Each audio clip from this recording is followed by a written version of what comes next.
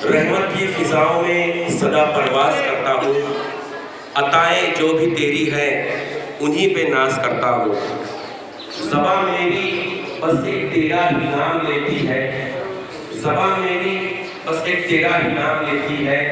मैं अपने काम का जब भी कभी आगाज करता हूँ, शुरू करता हूँ उस रब्बुल आलमीन के नाम से जो बड़ा मेहरबान निहायत रहम करने वाला है। आगाज़ महफिल उस रब्बुल आलमीन के नाम से जो रुल्कों का मालिक, तहरीरों का परवरदिगार है। आगाज़ महफिल उस कादिर मुतलक के नाम से जिसकी कसीदा खानियाँ करके तजल्लियाँ अपना सफ़र शुरू करती हैं। मोहतरम हज़रात,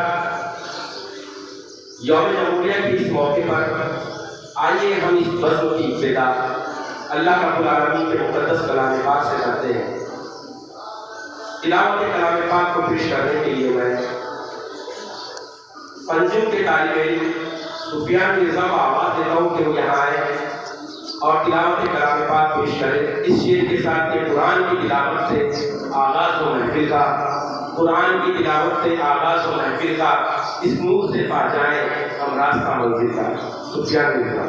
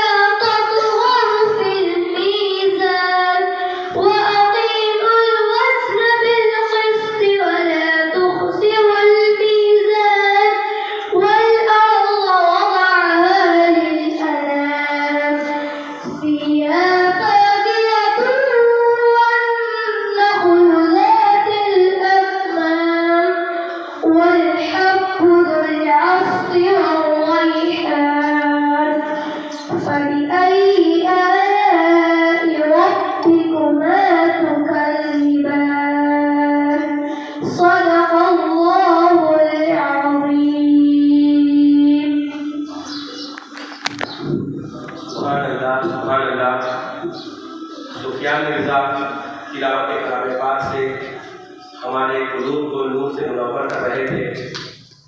आइए हम अपने इस दिल की कैफियत को कायम रखने के लिए दोनों जहां के आका जनाब मोहम्मद रसूलुल्लाह सल्लल्लाहु अलैहि वसल्लम की खिदमत में नात का नजराना पेश करते हैं। लिहाजा मैं नात पढ़ने के लिए इकरा फातिमा अनवर खान और खदीजा शेख फारूक को आवाज़ देता हूँ जो यहाँ आए और नात का नजराना पेश करें।